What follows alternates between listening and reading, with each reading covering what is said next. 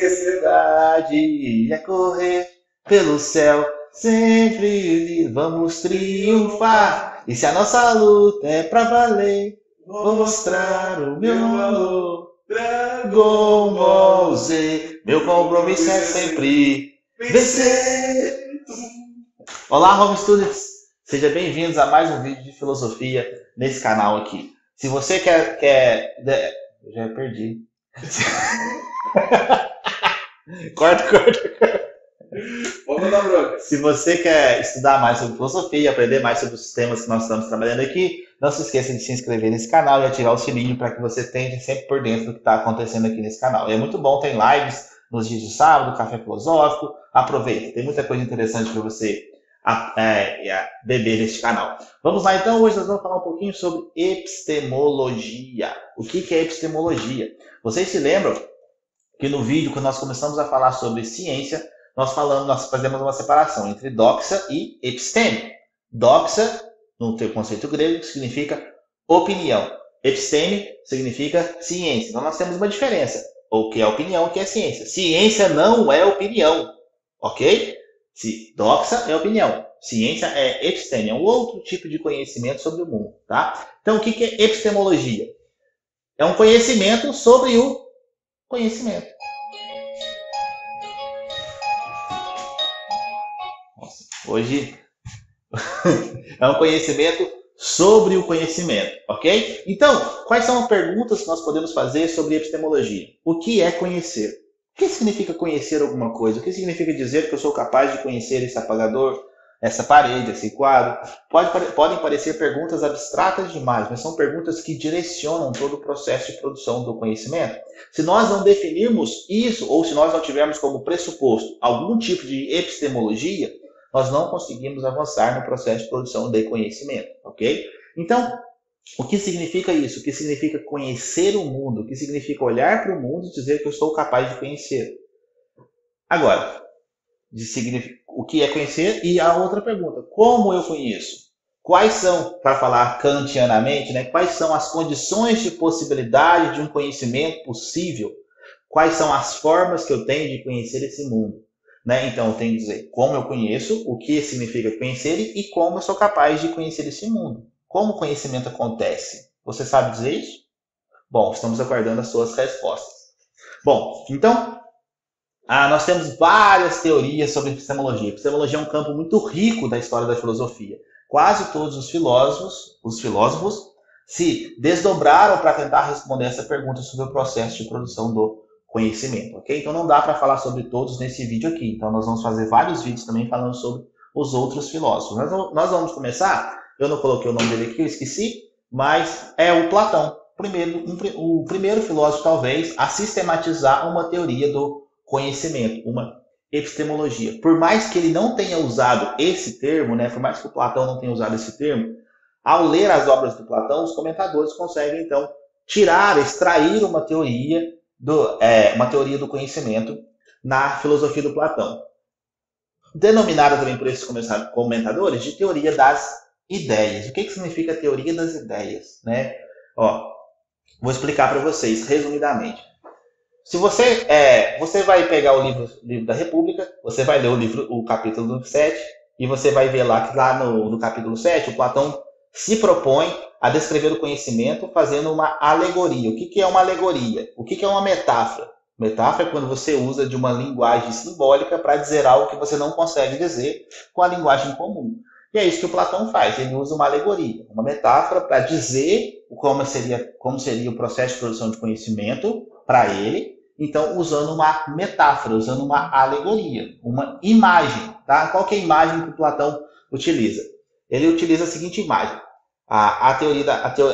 O mito da caverna. Você já deve ter ouvido esse nome por aí. Lá no mito da caverna, Platão diz o seguinte. Imagine seres humanos que nasceram no fundo de uma caverna. E eles estão acorrentados, de forma que eles só conseguem olhar para a parede. Eles não conseguem virar o pescoço, porque há correntes aqui, eles só conseguem olhar para a parede. Ao fundo dessa caverna, há uma saída, ok? E dessa saída vem alguma claridade para dentro da caverna.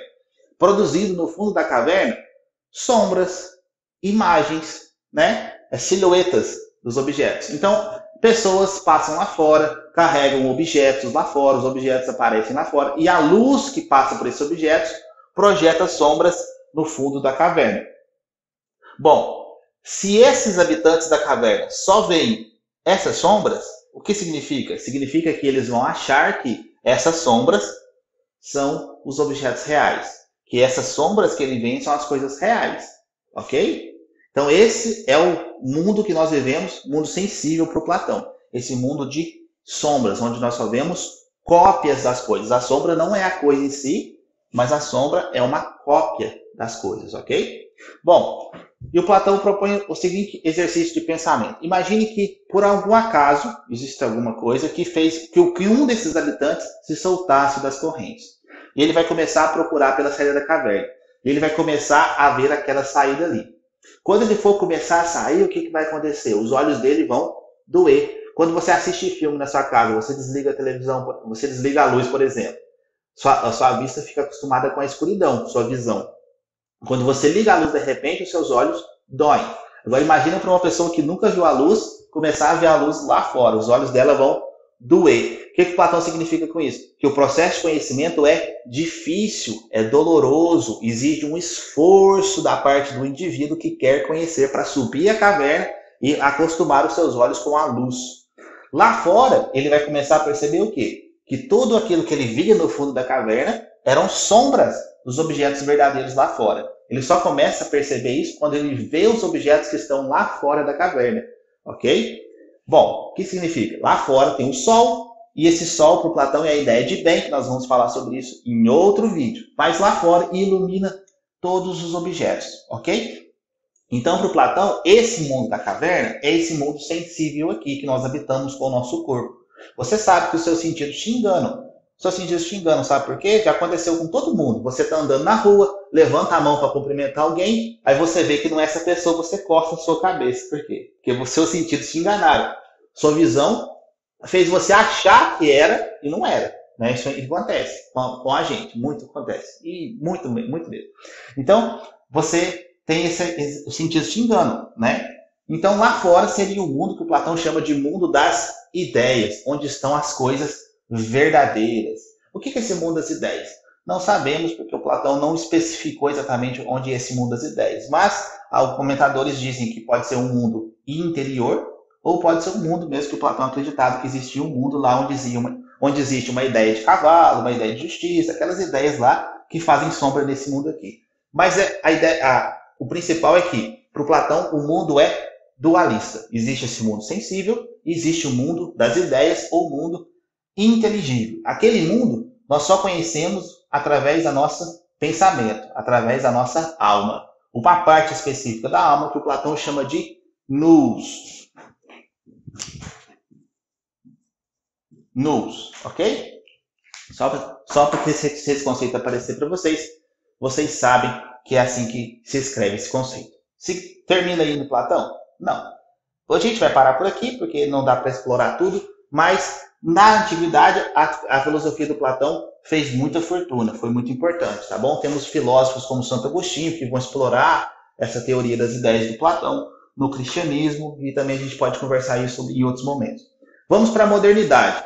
Nós temos algumas teorias epistemológicas da modernidade. Nós temos o racionalismo, por exemplo. Tá? O que é o racionalismo?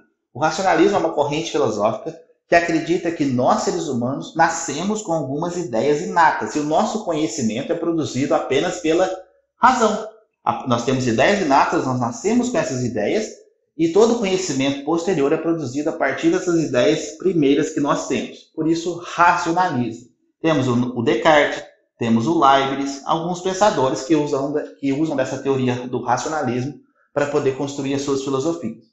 Nós temos o empirismo, nós temos o David Hume, o John Locke, como pensadores empiristas. O que o empirismo diz? Tem um lema do empirismo que é o seguinte: não existe nada na mente que não tenha passado pelos meus sentidos. Todo o meu conhecimento vem da experiência que eu tenho do mundo. Ou John Locke que diz, quando nós somos uma tábula rasa. O que é uma tábula rasa? Um lugar onde vão ser impressas todas as ideias. Nós não temos ideias nenhuma quando nós nascemos ou quando nós somos fecundados, por exemplo. Né? Então, para o empirismo, todo o nosso conhecimento vem da experiência sensível que nós temos. Para o John Locke, por exemplo, até mesmo a ideia de Deus é proveniente de junções que nós fazemos de ideias empíricas, ok? E temos também uma corrente que é o criticismo, que começa, por exemplo, com o Kant, tá? Que a gente falou lá no começo. O Kant vai propor o quê? Uma síntese entre racionalismo e empirismo. Resumidamente para vocês, o que o Kant diz? Todo o meu conhecimento começa com a experiência, mas nem todo conhecimento provém da experiência. Por quê? É óbvio para o Kant assim, né, que o mundo sensível nos afeta. E esse mundo põe a funcionar um aparelho cognitivo que nós já temos. Então, o conhecimento vem da experiência, começa com a experiência, mas temos coisas para o Kant que estão anterior à experiência, na nossa própria razão. E que essas coisas que nós temos anterior ao conhecimento, anterior à experiência, modelam o conhecimento que nós temos do mundo. 2 exemplos, o conceito de tempo e o conceito de espaço, por exemplo. Vamos explorar isso depois, mas só para resumir para vocês. Conceito de tempo e de espaço. Você consegue imaginar um objeto em lugar nenhum, por exemplo? Você pode imaginar ele no vazio, mas esse vazio vai ser o quê? Vai ser um espaço em branco, um espaço de qualquer cor que você colocar. Então o objeto sempre está ocupando espaço. Mas você consegue imaginar um espaço sem nada?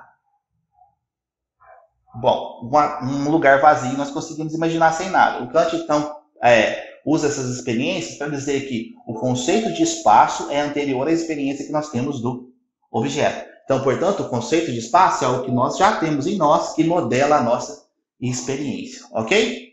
Bom, se você gostou desse vídeo, quer aprender mais sobre filosofia, sobre Kant, sobre Descartes, sobre John Locke, assine o canal e ative o sininho para que você possa estar por dentro do que nós estamos falando aqui sobre filosofia. Até mais!